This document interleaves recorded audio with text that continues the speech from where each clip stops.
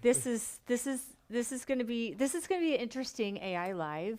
It's something that has been on our mind for a long time, and I think on the minds of a lot of experienced injectors who have spent many years in the industry and seen things change. And we just kind of wanted to bring some of those things to light because some newer injectors might not realize the difference and have seen the changes and might not be aware of some of the little pitfalls that are out there. And it's more not necessarily to say it's a bad thing, it's a good, whether it's bad or good. I mean, everybody has their way of doing business and building their own careers and things like that. It's just, you need to decide your pathway. We're here just to spill some tea, things that maybe personally have happened to us over the years. Everybody has their own wants and needs, and or nobody's knocking on anybody. We're gonna try and keep it as PC-ish as possible. We don't want to get in trouble ourselves, because, but you hear a lot of tea and gossip on the back end, and a lot of times I personally try and stay out of everything as much as possible. So.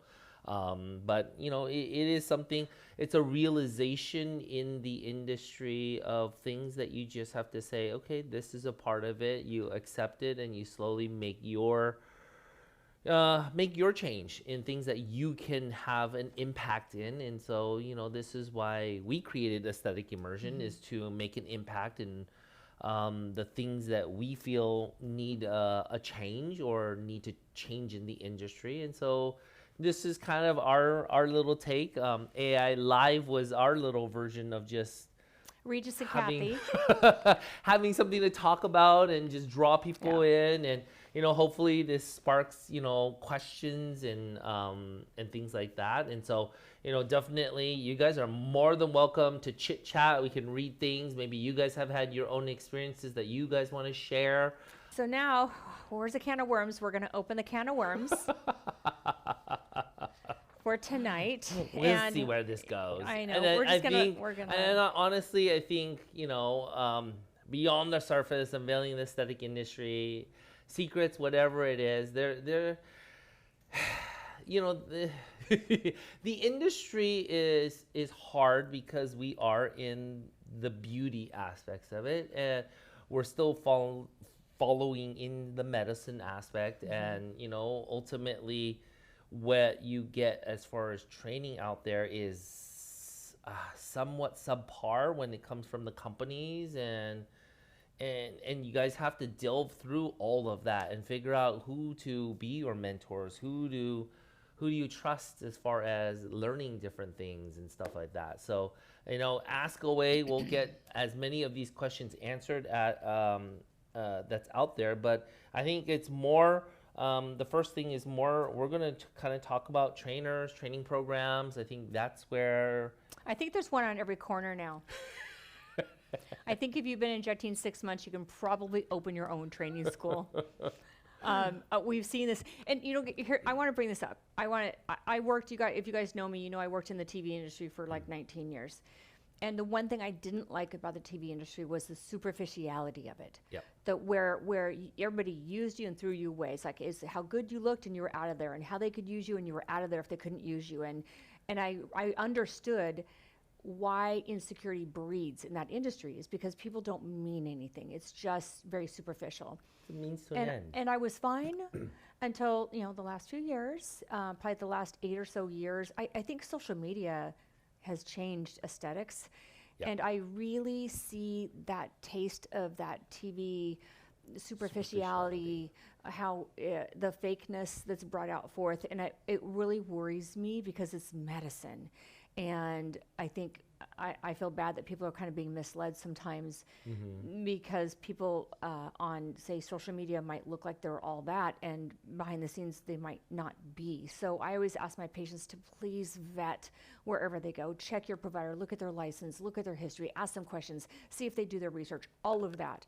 Because the social media can look fluffy and great, and it's not in And reality. and that is the reality. I mean, it takes a lot to do social media. Yeah. If you guys play around on social media yourselves and play in the world of social media, it's hard. Like I personally, as much as you see my social media, I actually have to hire a team to do my social media. 'Cause Lucky. I don't. Lucky in a sense, I guess. I still have to pay out of my pocket for it. But ultimately, it's one of those things where, you know, a lot of it is a snippet. And I know we all say we understand it's a snippet of your life and blah, blah, blah. And, you know, but really, honestly, it's hard to get. For me, my patients, some of them I've been dealing with for the last 15 years, and they're older, more mature patients. And I'm like, nope, no Instagram. And the only ones that are the ones that want to post are going to be my young patients. So it gives people this false sense that I only work on young patients. And I get that all the time. Is like, don't you do older patients for that? Why is it the young patients that are doing that? That's so blah, blah, blah, blah, blah. And people make an opinion based off of that, not knowing that that is probably the tiniest little segment that I actually do. And I actually have a lot more information and a lot more experience with my older population and really getting beautiful results, but they don't want to put it out there. And that is a hard thing, you And know? two, sometimes on Instagram, people like the pretty people to look at. Yeah. Like I said, it's like that TV industry. It's very superficial. And in reality, that's not maybe what all we see. And we see things that are, a lot of our processes that we do with our treatments it's a process. It's a journey with our patients. It takes several treatments. It's not one set of lips and they're out the door. There's a lot more to it. And it makes it look easy. It makes it look like anybody can do it. A few years ago, everybody was showing kind of how they injected on social media, and then we had one person on YouTube, it was Soccer Mom, who was injecting herself and teaching everybody how to inject themselves. Remember that? Mm-hmm. And it ended up kind of becoming a very big thing. Whereas a lot of us that were a little bit more responsible, we pulled down all the videos where we were actually showing how we injected, and that's where Patreon came about. Mm-hmm. Is where we could kind of vet people that were coming in and really somewhat watching some of the educational videos so they wouldn't do it to themselves. But you know what, though? The whole world, there's a whole YouTube channels, tons of YouTube channels nowadays that you can do that now. Scary, it's huh? even more so than when you guys were on that drive for that aspect of it. And so, to me, the training programs out there, you guys really, really need to vet. I mean, honestly, even conferences, as much as I like conferences, that's a whole nother story that we need to talk about. I think conferences are more just for meeting up with friends, and, some of them give you some things. I think if you've been experienced, you can sit in on things and glean some pearls here and there, or some things that you never may have thought about that challenge you to do something new and stuff like that. But to really get good at something, my best advice for all of you guys is pay somebody either in your area, across the country, out of the country, that you feel do good work. And the hardest part, I think, out there is figuring out who does good trainings. Period.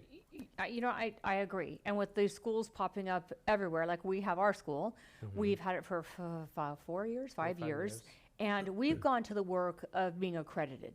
Yep. So when people come to our classes, they get CME accreditation. Now, it's not easy to get accredited. And there are other people in the country that have gone to that work to get accredited. And when you go to those types of schools, you know that you are getting valuable information. You know it's going to be non-biased. You know that it is going to be hopefully pretty research-based and very tried and true. And I think when you are looking for something like that, don't just go to ABC down the street of some person who started a school because their website looks really good. Go into it and make sure that you are going to get what you're paying for, because that is so, so important. I have heard providers recently, when I was in an area in the country, that they had gone to a school of a popular person.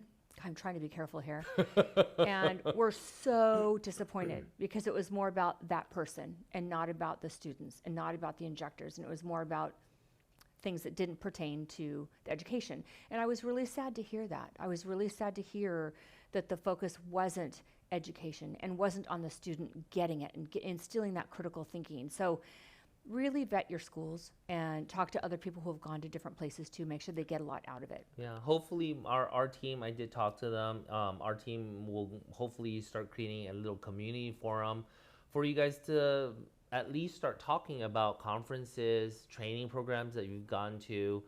Be open and honest with it, because I think a lot of people take courses and then if it's a bad course or they didn't really learn anything, they kind of keep their mouth shut and they go on to another one, and you just like, okay, well, that wasn't the best, and you just literally move on and you go waste the money and blah, blah, blah. And it would be nice to get a, kind of a Yelp-ish type of a thing for conferences. That would be my next and app. Schools so too, hopefully, maybe. Yeah. Schools, training programs, boot camps, conferences, all of these things. I think you need to have a balance. There are going to be definitely certain people that gain a lot out of it, and there are certain people that are going to have different disappointments. And it just comes down to where you are at in your career. If you're brand new, I would probably say conferences are great to start building connections, building a network. I think that's a really, really good way. And you choose one conference per year to attend, and then you spend some money going to a more honed in training program, or even do a private training with somebody. Yeah. And it's one of those things that it's hard. I get it. I get it for you guys. It does seem like a money pit sometimes, but ultimately, there's a balance. I think conferences are great for what they're for. I go to conferences to look for new treatments. I go to conferences to catch up with old friends and network within certain things and meet new people. But I would probably say I don't go to conferences nowadays to actually say I'm going to learn a lot. You sit in on what you can, and you gain and gather something, and that leads to another thing. If in the whole thing with conferences, I actually don't like going. I actually don't like speaking at conferences. I do it for companies that I really like using and am empowered to use their products and really want to share it with you guys on what I actually do in my current practices. And you guys have to realize, let's break down conferences. When you go to a conference, you guys pay for the conference. When I go to a conference and I'm speaking at a conference, I actually, majority of times, don't get paid. I really don't get paid. They may pay for your hotel room. If you're lucky, they pay for your flight. If I'm speaking for a sponsored event or a sponsored talk, that's where that company may pay me to give their sponsored talk, but it's still within the guidelines of what they want me to talk about. I'm not talking about things that I may do in my practice. And so you guys have to realize a lot of these conferences are related to two things. One is there's a popularity contest. Two is that these people are doing it out of the goodness of their hearts, and it's a balance, and that's why you see when you go to conferences, this is why I say choose maybe one, maybe two, if it's closer to where you are, one maybe a little bit further, and you'll see, unfortunately, there's the same people speaking at the same conferences all the time, on the same things, and it's up to you guys. I look at conferences in a very different way now because I don't utilize them as my necessary educational tool. I think you take what you garner off of a little bit of social media, a little bit of this, a little bit of that. But really, it's about creating your network of community so that you can learn from it. Now that we're on the subject of conferences, everybody, we're in a medical profession, and not that any of us haven't had a few drinks now and then, but you know what? I think sometimes we need to remember that we are around other medical professionals, and we're always being watched, and we represent ourselves, our clinic, maybe companies we speak for, and I think we need to remember that. in our behavior, in our dress. I sound like a prude, but I think it's really important that it's not a place for you to go and maybe let it all hang out in during lectures or whatever. And like, go to the cocktail reception, I don't care, do whatever. But sometimes I think we need to be taken seriously, especially for nurses and PAs who are not physicians. Sometimes we need to make sure that we are taken seriously. And I see people getting on stage who it's hard to take seriously sometimes, even though they might be smart. Am I being careful enough? Anyway, make sure that we stay professional. Make sure that we hope to encourage others to stay professional. Yeah. I think it's something that's really, really important. And as far as conferences too, some conferences have people who are very popular on social media, and they've been an injector for 3 to 5 years, or maybe even less. And they're getting up there and giving information that's not research-based, and it's not accurate information. And those of us kind of in the back are sitting there just going, I can't believe this person just said this to 500 people, because it's inaccurate information. So take everything with a grain of salt when you're there. Do your own research. Always wonder why. Use your critical thinking. Please don't take everything as the end truth when you are at conferences. It's kind of like it was said, don't lay after Botox one day. And how many years have people been telling people, don't lay after Botox, lay down after Botox? That's fake news, whatever. It's not real. It's not something that's research-based. Yeah. Take everything with a grain of salt. Conferences are difficult. You know, they have CMEs, and, you know, for me, honestly, I just don't have time to go and look up research and support things that I do. And honestly, some of the things that I do are outside the range and realm of what is out there as far as research. And so, you know, just like medical, when being from family medicine, just like even being family medicine, sometimes we're thinking outside the box and we're using things in a different way because we know it can do this and this and this. And it's hard sometimes to go up on stage and present something, unfortunately, because I would say for me, there's nothing that I can say that back what I do except my experience. And so those are hard things. You know, people are going to do a lot of different things in different ways and have different opinions, and that's completely fine.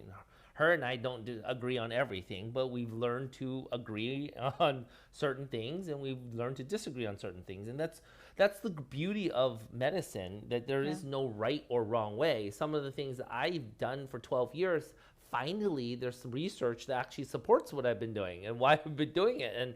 And I'm like, yay, now I can go and sit in my corner and go, see, that's why I've been doing that. Right. But you know, that was me being playful and me understanding what I understand from my own anatomy, my own experiences and things like that. And this is the challenge for you guys, is to not take everything that you hear up on stage as gold. Yeah. Take it with a grain of salt, see how it resonates with you, and make sure that you understand why it's being done or why you're going to try out something. Don't just, oh, that person's doing it, I'm going to just do it that way just because. There's a balance. Yeah, and I think Mary Beth is bringing up a really good point. Love you, girl. That this is a medical specialty. This isn't an industry. Movies, TV, that's an industry. This is a medical specialty. And I feel like sometimes, since it's a cash-based business, that moral and ethical lines get blurred because people look at it as a money industry. People are getting into this to make money. People are getting into doing schools to make money. The wrong focus is being put on aesthetics. Yep. And it makes me sad because this is not an industry. This is a very tough medical specialty. It takes years to be good at this, and we can still screw up after years. Yep. So it's a practice of medicine. We're practicing every day. We're seeing patients, and it needs to be taken very seriously. And we need to make sure that our focus is on our patients, not on the money. And it's easy for those ethical lines to get blurred. And I beg you, please don't let that happen, no matter what. Mm-hmm. Yeah, it's conferences are difficult. Yeah. I personally, I never really went to too many conferences. You know, when you first joined how many conferences did I really go to? There weren't a lot back There then. weren't a lot for sure. Yeah, the companies put them on, so they would always focus on their products, which we didn't know the difference. It's marketing. We didn't know. You guys have to realize a lot of it is Yeah. marketing. A lot of it is Yeah. marketing. And that's what drives people. That drives all of you guys to want to to attend, or that's a flash. It's someone good looking. It's someone who may speak just right enough that it looks great from the auspice of that.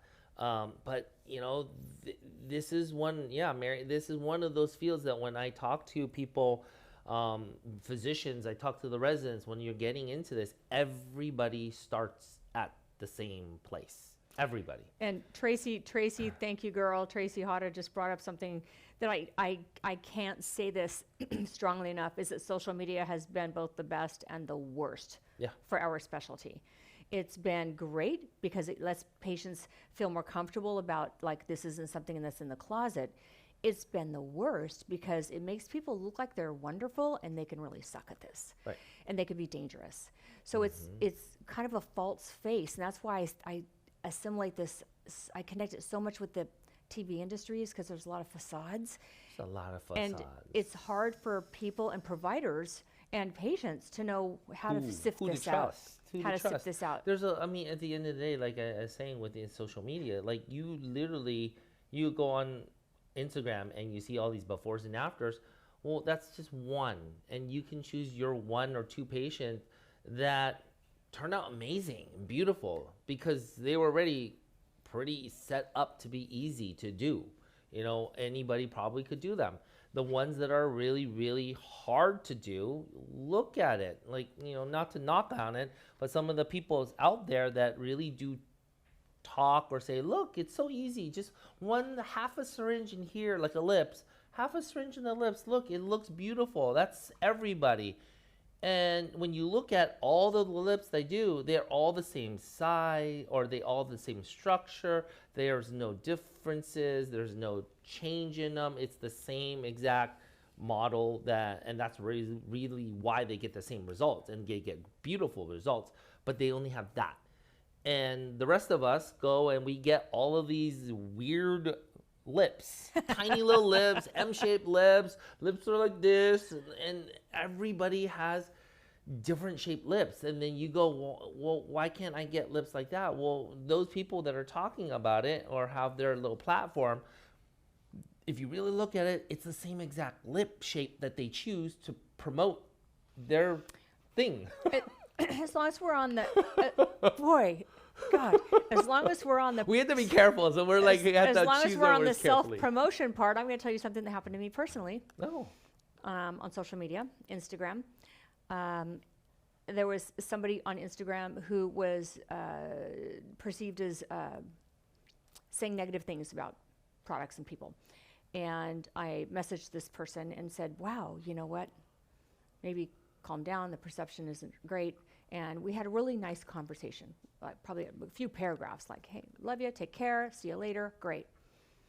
This much of the conversation that I had with this person was taken out of context, put into their Instagram, and made out into a huge thing that kind of mimicked a movie. And when I approached this person, I said, what are you doing? You took this out of context. This wasn't our conversation at all. And they said, that was my most liked post ever. So social media, like I said, can be, it can feed into the narcissistic tendencies of people and that look at me, the selfie thing really stop you guys.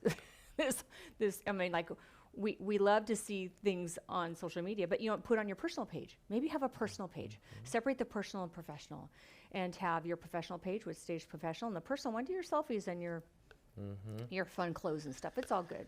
But yeah, I mean, it is a very, very sad thing that social media has brought in that. And I agree with Samara. Really, the Instagram pages of just posting on celebrities, and they really don't post about anything with regards to educating patients on what they should be expecting from the industry, from what they should expect out of the providers. The reality is, you know, some of the things that we do require many, many, many, many, many treatments.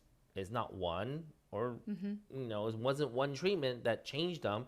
And you know, ultimately, that is the sad part. The dancing, the pose of bikinis. that's so true, Julia. That was already on there. The dancing, like Bikinis. you know, that's the sad part. Is if you realize it, a lot of popularity in this industry is based off of the fact of marketing. It is marketing, and we eat it up. I mean, how many of us just get addicted to just scrolling and scrolling and scrolling? It's because there is something that subliminally hits you in a sense when you see those type of things. Someone's doing worse than me, or someone's doing blah, blah, blah.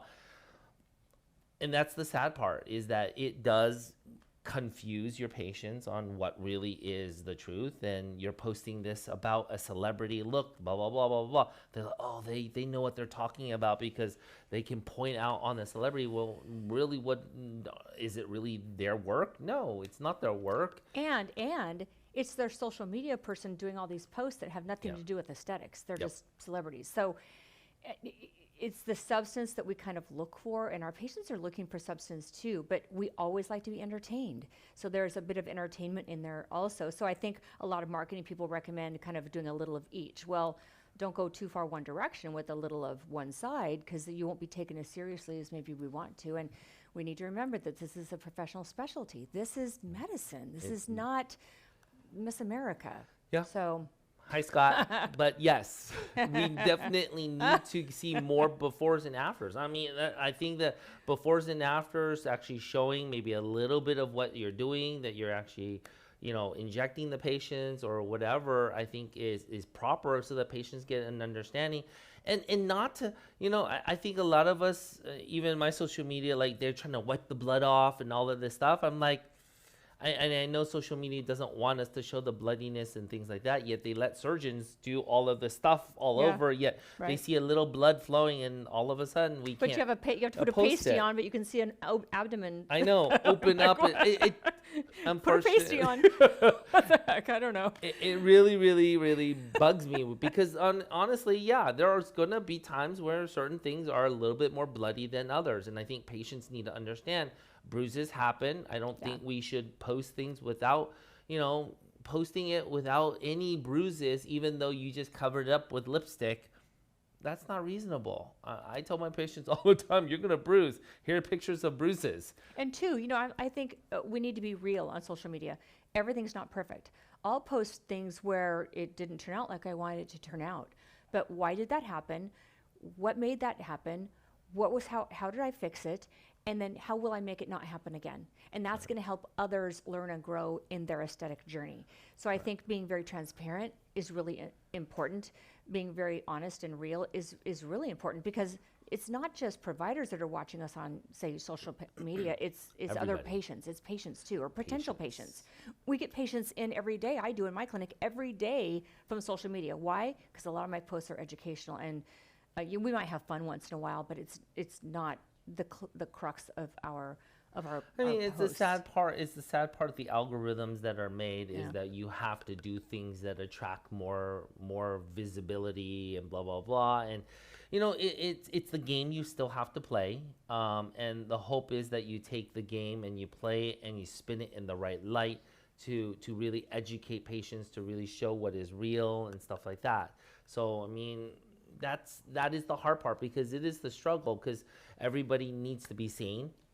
You know, that's how you build a little bit of of the balance and get your name out there. I mean, at the end of the day, we are all doing business. We are all here to make some buck, to support our life in our own ways. But you know, there has to be that line of ethics that needs to be drawn on that aspect of it. And so yes, I mean, Crystals, you hate those filter pictures with the makeups, but I mean, the plastic surgeons were the first ones to start doing that. I mean, if you look at it, they have the ugly picture right before it goes surgery, and then they have the 3-6 month picture all dolled up, the hair's done up, they have all the makeup and stuff like that.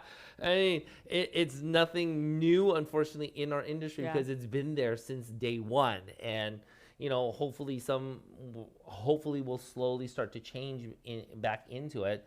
But even like the things I was talking about, like PRP and stuff in the hairs, like people will shave it down and it looks more sparse, and then they inject it, and then they'll let the hair grow out. Oh, it looks and thicker. it looks thicker. I was like, oh, great. That's why I say keep your critical eye. Just keep that critical eye with everything. Okay, so can we go on to award shows and programs and events and awards? Awards. So who's the top in who's this the top, area? Who's the top pet groomer in the country, and who's so think about this, like who's running these. It might be somebody who runs an aesthetic conference. It might be a school who wants to give out awards. It might be a business person who has nothing to do with aesthetics, who's just there to make money maybe off of things. So I would say look at who's running this, and when you see awards being given or nominations being done, look at the back end and go, okay, who did this? I know.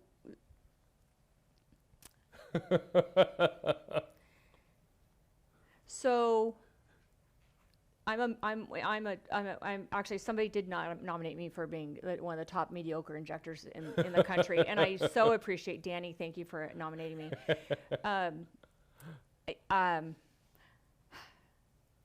So sometimes when you verbalize concern, all of a sudden you're not in that group anymore.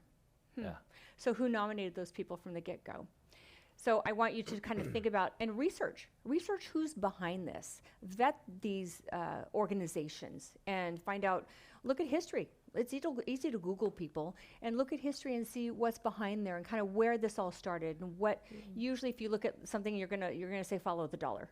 So there's something that people are making money off of. Unfortunately, even then, I mean, you look at like New Beauty, the top doctors and this, blah, blah, blah. Yeah. A lot of them are paid They're paying for it. Unfortunately. That's the sad part. I used to, when I first saw those top doctors, like, oh, how'd they get on there when you're in the airport on Right. the magazines Yep. in your airlines, and just like, how did they get those? And then I did not know they're all paid for in their own rights. And so unfortunately in this industry, a lot of it is based off of popularity. I think so too. It's a think so, popularity thing, and I definitely don't like the popularity thing. I'd rather stay in the background for my sake. Well, you know what? I think being medical professionals, we want to be nominated on our knowledge, on our skill, what we have to bring to this medical specialty, not on how pretty our dresses or how spanky our hose are. So we want to be there for what we can give back to this specialty. And oftentimes we kind of see that that's not the case. No. So it's disheartening a little bit when we see things like that happen. And like I said, keep your critical eye. Look at maybe who's behind some of these different organizations and research. Yeah, I mean, ultimately, it's one of those hard things because you want to create a popularity. You want to see who is good, who is not as good, and blah, blah, blah. That's all good. But at the end of the day, it's not something that's really sent out to all the practitioners in the country and saying, hey, who in this field do you think is doing great work for the industry, blah, blah, blah, blah, blah, blah. It really is a popularity. It gets put out there on social media, it gets put out there on Instagram, and they say, go vote for your best person. And, if someone really, really wants the award, they'll go and send it to all of their friends and tell all their friends to vote for that one person, and that's it. And that's how it runs. Do the people that even know the person that they're voting for? No, it's just a friend of a friend that told them to vote for that person. See, that recently happened at one of the that recently happened at one of the that was conferences. told to us about one of our little nomination things. A colleague routed their other colleague out. Yeah, it was just one of those things. It's just like it devalues a lot of these things, and it's sad because you want to keep these people that really are doing good work. You want to tell them, hey, you guys are doing good work. Continue with that. And I think that's where awards are wonderful on that aspect of it. And for the patient population out there, I think it helps establish them on the aspect of it.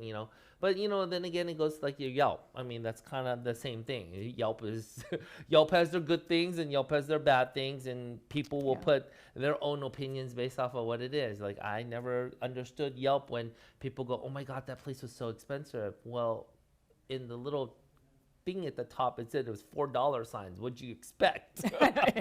Duh. Like, what did you expect? It wasn't going to be expensive. So, I mean, there's a lot of great people that are out there that do great work that are very hidden. They don't do social media, and I think that it's something that we as the community should start to help bring up people that really have been good providers that really help out other people. I mean, I've heard there's a lot of rumors of people that are up in the social media game and really prominent people that speak and blah blah blah, and on the backside they're asking all of their colleagues on the sides to deal with all of their complications. Yeah. And that's really sad. And I'm disheartened these are to big hear that these big people are having such bad outcomes, yet they're still teaching people and speaking on stage and all of this stuff. And it's just like, what?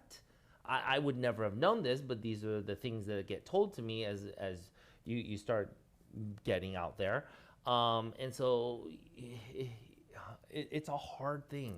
Yeah. It's a really hard thing out there, so it's something where it is very scary, because you think that these people are talking and teaching you proper things, and they themselves are getting into lots of issues that they don't even necessarily themselves deal with. They pass them off to their colleagues and say, hey, help me out with this patient, help me out with this patient. And they really shouldn't. I mean, these are the things where it sometimes boggles my mind. You need to also be really aware of handling complications. If you're injecting, you need to be able to aware and have knowledge to handle complications too. Yes, we like to collaborate. If I have an issue, I would collaborate with a colleague, because I think two brains are better than one, but not dump somebody off on someone. Mm-hmm. So I wouldn't do that. I wanted to mention something too, that there is a conference that I think is great, and Mary Beth's going to kill me for bringing this up, but it's called Learners and Legacies. And this conference is relatively new, but it is only, the speakers are only people, I think, who have been injecting 13 or more years, something like that. So you have the OGs in the field. You have people that are there for the right reason. And my favorite part is you can wear scrubs or jeans. This is not a beauty contest. I love that, considering I walked 7 miles a day at the last conference I was at. So I'm like, tennis shoes win. So Mary Beth, I love you. Thank you so much for doing this, having a quality conference that people can come and just listen to the meat, and we don't have the fluff, and we can learn about all of our tricks in the trade. Nothing's patented, nothing's trademarked. That's a whole nother thing. Oh, that's a whole nother thing. Yeah, I'm just like, seriously. So trademark what we all do, okay? Keep doing it. Yeah, patent what we all do. Yeah. So it kind of drives me crazy that techniques we don't do anything new and different. It's not a technique we invented. All of us do things.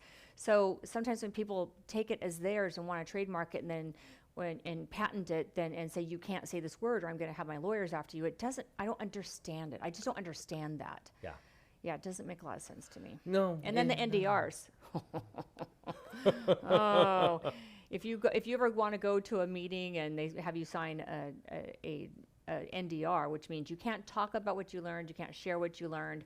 I won't sign one of those, because I teach and we have a school. So God forbid I mention a word that we said in the class and I can get sued. So I won't sign those. I am not going to share information I learned from somebody else and take credit for it. I don't think we should. We need to be mature professionals. And if I learn something all the time, I'll say, hey, Dr. Swift taught this and I love this. Mitigate, not obliterate. I love it. Dr. Swift said that. I love giving credit where credit's due. Yeah. So I think that if we do that as professionals, we won't have to worry about all these, like, hold on to my information. I don't give it to anybody else. So it's tough. I mean, I think that's the sad part. I think a lot of people in the industry, they give a little portion of what they do. It's kind of like I gave you the recipe for Oh, you brat. Oh, he makes the best chocolate cake. Forgot to give her a couple. Forgot to give me one of the a part of the recipe, and it was I cooked a brick. So not fair. It's not But fair. I think that happens in the industry. People say, "Oh, I do this," and really on the backside they're really not. And you know, unfortunately, that is the hard part. I've heard it, I've seen it, in the aspect of it. I think we try to be as open as possible when we train and ask away questions and stuff like that. I think when you have to tell people, don't tell my secrets, don't tell this, don't tell that, you have to question what's going on. What is so wonderful that you need to keep it as a trade secret? Because at the end of the day, your personality, your artistry is going to resonate with your patients, and you're going to gather your patients that love you and will continue to follow you on that aspect of it. You know, it should not be an area of competition. I mean, because there are certain patients that I'm like, nope, go see Lori. Go see Gideon. Like, I don't need to see them all. There is places for that aspect of it. Yeah, and you know, that's true. On social media, if you're yourself, water seeks its own level. And patients will come in to us and I already click with them. They already click with me. And you're probably seeing that in your own practices too, that if you're on social media and you show your personality a little bit or what you have to share, they come in and they already vetted you. They'll come in, they're like, okay, I'm in my consult and I say, okay, let me explain this. Like, no, don't explain, just do my lips. I'm like, no, let me explain what can happen and what this is and the molecular structure of what I'm going to be using. And they're like, no, I've watched you on Instagram. I'm like, no, let me explain. So it's interesting because they know me better than I know me. And it's kind of new because I come from old school before social media ever came around. So it's really nice that if we use it for education and that people can see what we're like, they kind of seek the same level, and we'll find that our patients kind of blend with us. Let me know if that's the case, that you find it all. I don't find a lot of people who don't blend coming in from social media. It's really kind of cool. I send them to you. Thanks. Thanks. They all love me. It's okay. Let's talk a little bit about what other topic do we have? I know. People who work for other people. I was just going to say, getting a job to suck information out of you and then leaving. That is, honestly, that is one of the hardest things to do. I mean, I think back in the day, I think that, you know, this was so new. People were sharing, and I think it was in that stage where it was okay. But, you know, getting a job these days, I think as a business owner, I worry because I feel as though sometimes I provide my staff with the best of the best education that I can, and I'm spending my extra time to help these people grow their careers and all this stuff. And so it's one of those things where, you know, we really definitely have to be mindful of the businesses that do and the people that do help you grow in your careers, and not just go, yeah, I'm going to work for them and learn as much as I can and then jump ship and go to somewhere else and get paid more. And, you know, there's a balance of it. You know, there is a balance of it in the sense. I mean, how many of you guys pay for a conference? It's $1,000 plus the hotel, plus your food, all of that stuff. And then how much of it did you learn? And then you go to a private training, you're spending $10,000-$20,000 a year potentially on learning. And these clinics are helping you get this training. And yet you go, yep, thank you. And then you feel as though you're good enough, and screw you, I'm going to go next door and open a clinic down the street. Yeah. I mean, how many providers or And that people happened to that you. I hear, That happened you to know, you. I mean, that definitely happened to me. I mean, I literally, one of the practitioners that I've we trained her up. She had been out of the industry for a little bit. We trained her up, and she spent like 2 years with us, and literally was on a little break. And after, while she was on that break, and we were asking her, "Oh, when are you going to come back?" She was actually already forming her own corporation. She came back and worked for a week and said, here's my resignation. She ended up opening a clinic, not too far, but further away from me. And then she had the audacity to tell the lawyers to send me a letter to tell her patients where she went. They're your patients. Which they were my patients in the beginning. Yeah. And, it's a sad thing because unfortunately, it makes practitioners, business owners like me go, why am I going to spend my extra time? I spend extra time at the end of my day, extra time during days that I'm days off to train these people and get them the education, to bring in trainers to get these people educated, and people go and say, yep, I'm going to leave and stuff like that. And so it's really, really sad out there, when people are money driven and think that they can just. So can I bring something up I think is brilliant? If you guys know who Shelby Miller is from Ruma Aesthetics in Salt Lake City in Utah, I kind of had a little conversation with her about this, and what I do now is I bring people on to apprentice, and I was able to get something from Shelby. It's a legal paper, and you might need to have your lawyers adopt it, which mine adopted it for California, but adopt it as an apprenticeship. So what happens is when you hire people, they come in as an apprentice at a lower rate, and you are training them, but each hour costs money. There's a price to each hour. Now, when the apprenticeship is done, could be 6 months or so. If they quit early, they owe you money. It's $40 an hour of training they got, and they're held to that contract.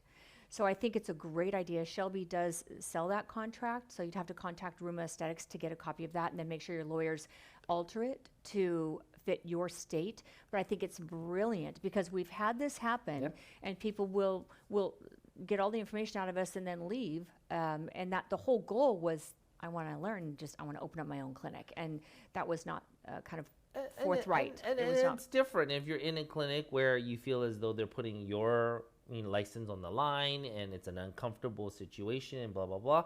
Feel free, we're not telling you leave, but if you feel as though this is calling out those practitioners that literally are like, yep, I'm going to learn from them, and I'm going to do this, and I'm going to take, and not give back to the business, which is why you got all this great training.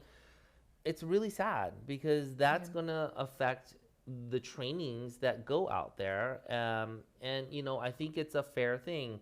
I told new practitioners that are getting into the industry, go and work for somebody even for free, or work on a medical assistant's salary or hourly wage, and that's the trade-off. You're giving them free work and free labor to get that trade-off of education. I had one doctor that worked with me, and she worked with a dermatologist and got to learn and get trained and stuff like that, but she went on her own time and didn't charge. He didn't charge her, she didn't charge him, and in which way is a fair trade. And she would just work on her side job, like an urgent care job, just to pay for her expenses.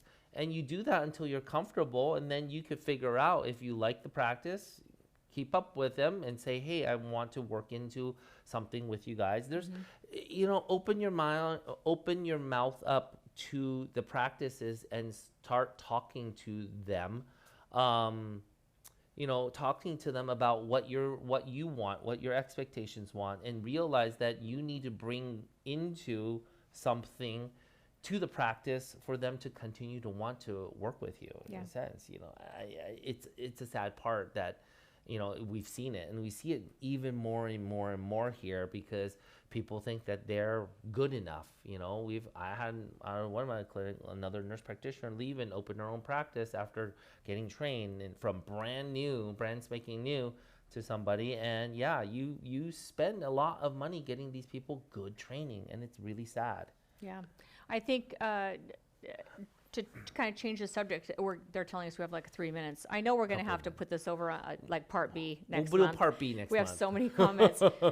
But I think that you need to be careful if you put information out there and information online. Be careful, make sure you copyright it. We had all of our classes stolen and copied. All of our classes copied from an out of the country school. And it was very surprising because we thought they were our friends. So it can happen to you. Yeah. You know, it can happen to you. So just make sure that you copyright everything. Make sure that, and it's tough because if it's out of the United States, it's tough to do anything sometimes. So just make sure that you have everything legally buttoned up, and make sure that you are careful about where you present things and how you allow access. We're very careful now in our school who we let have our classes and the access we allow because of that. You know, we got burned big time once, so we're a little bit more careful with that. Yeah, it is sad. You try and work with people that you trust, that you consider your friends, and you know, you literally just can't tell. Unfortunately, these days, who will come back and steal your information that you've worked hard. And it was a collaboration that they were saying, okay, we'll pay you for this, for your stuff, for every student that does, and it unfortunately turned out that they just copied everything, and they would just give us a little tiny bit. But No, they weren't paying at all. Well, I know. They weren't paying anything. Up to a certain point. And here's what's funny. It was a student let us know. She contacted us and said, hey, I'm watching your class, and it looks like it's been screen recorded because I used to do this in college. It's kind of like you went to the movie with a video recorder and recorded it. And you could see the mouse, and you could see the little Microsoft thing pop up and down. And so it was somebody we would have never known if a student hadn't let us know. So there's just stuff like that. There's so much. There's even things where companies themselves you need to watch out for. You know, ultimately, you know, I know there's a company for like threads that people are getting trained by not practitioners. On the aspect of it, and there's a lot of intermingling and a lot of things where it's, to me, it's illegal, it's not legal whatsoever. And unfortunately, that is the sad thing, is it's all because they get popularity from the influencers, and you don't realize sometimes some of these smaller companies will pay these influencers money to promote their stuff.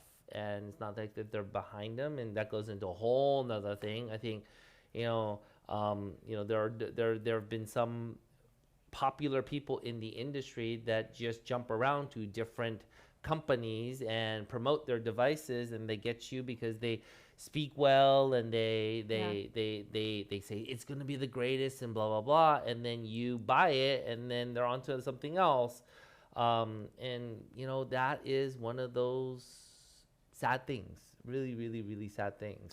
Oh my gosh, Brooke just brought something up. Medical directors who haven't a clue about aesthetics. You guys, if you have a medical director, make sure they do aesthetics. So if I have a medical director and they're like a podiatrist down the street, how are they going to help you when you have a problem and they're taking money, just to be a medical director? So please, please, please pick a medical director. Here's mine. That knows what they're doing and who can be a resource for you. And then make your collaborative group of friends around you who are experienced and that you can call. I have friends from all over the country, injectors that will call me or send me patients if there's a problem. And we're here to help. We are here as providers first to help patients. Our patients, the patient is our focus. So if there's a problem, we're here to help. And if we're close by, we're going to do that.